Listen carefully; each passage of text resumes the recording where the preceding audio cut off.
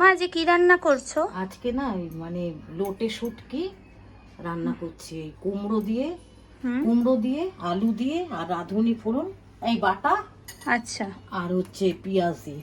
আচ্ছা একটু দেখ কেমনি করে করছি, শিখে যাবি তুই। আচ্ছা, শুটকি মাছ, ঠিক আছে। তো যেহেতু আমাদের চ্যানেলের নামই বাঙালির রান্না, সো ওই জন্য বাঙালির রান্না তো হবেই।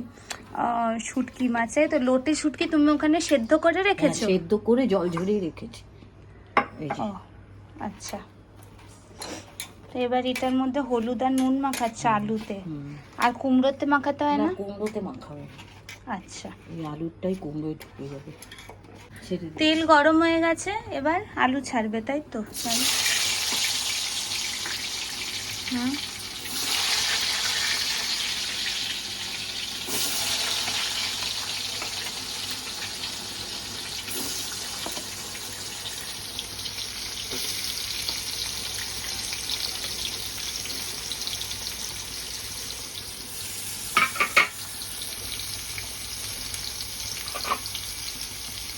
এরপরে ওইখানে হ্যাঁ, আলু ভাজা হয়ে গেলে কুমড়ো ভাজবে।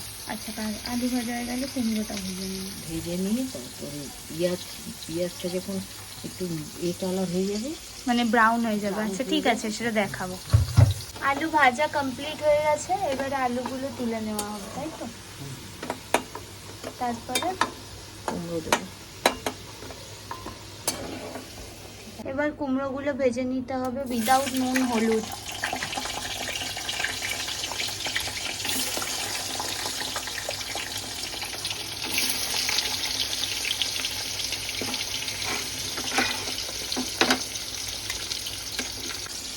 কুমড়ো ভাজা হয়ে গেছে, তাই তো? এবার তুলে নেবে সেটা।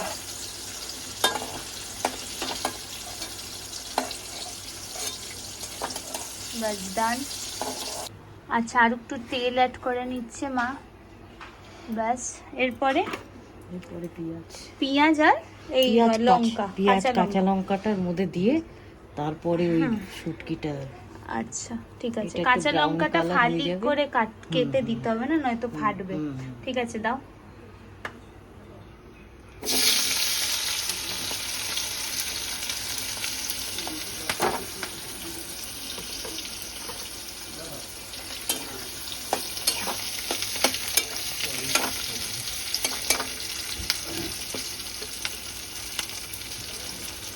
আচ্ছা, এটা ভাজা হয়ে গেছে।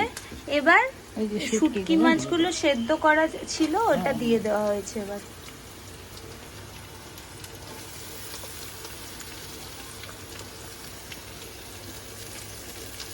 হয়ে গেছে।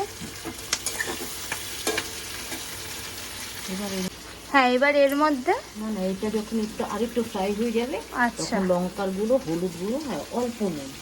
লঙ্কার গুঁড়ো, হলুদ গুঁড়ো আর অল্প নুন, আর এটা রাঁধুনি। এটা রাঁধুনি বাটা, ওই যাতে একটা শুটকির একটা স্মেল ছাড়ে না, ওইটাকে একটুখানি ঢাকা দেওয়ার জন্য।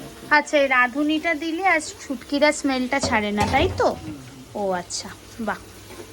পেঁয়াজ আর শুটকি মাছটা ভাজা হয়ে গেছে। যেই ভাজা ভাজা হয়ে গেছে, এটার মধ্যে ওই মশলাটা যেটা মা বললো ওটা দিয়ে দিয়েছে, হলুদ, লঙ্কার গুঁড়ো, নুন। ঠিক আছে, এরপরে আর একটু বত্তাটা দিয়ে দিচ্ছে, মানে বাটি ধোয়া জল।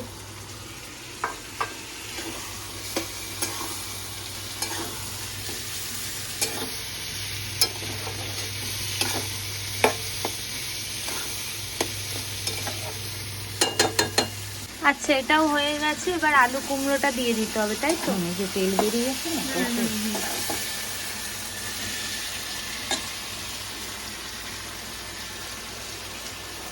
আলু কুমড়ো দিয়ে দিচ্ছে। আচ্ছা, এটাতে রসুন দিতে লাগে না মা? এটাতে রসুন দিতে নেই, কিন্তু পেঁয়াজটা একটু বেশি দিতে হয়। ও আচ্ছা, পেঁয়াজটা একটু বেশি করে দিতে হয়, রসুন দিতেই নেই একদম। আর এই রাঁধুনিটা কখন দেবে? রাঁধুনিটা যখন এটা একদম ভাজা ভাজা মজে যাবে, রাঁধুনিটা দিয়ে দেবে। আচ্ছা, এটা পুরো মশলা কষে গেছে, এবার রাঁধুনিটা লাস্টে দেবে, মানে কি আগে দিলে তেতো হয়ে যাবে, তাই তো মা? দিয়ে দাও।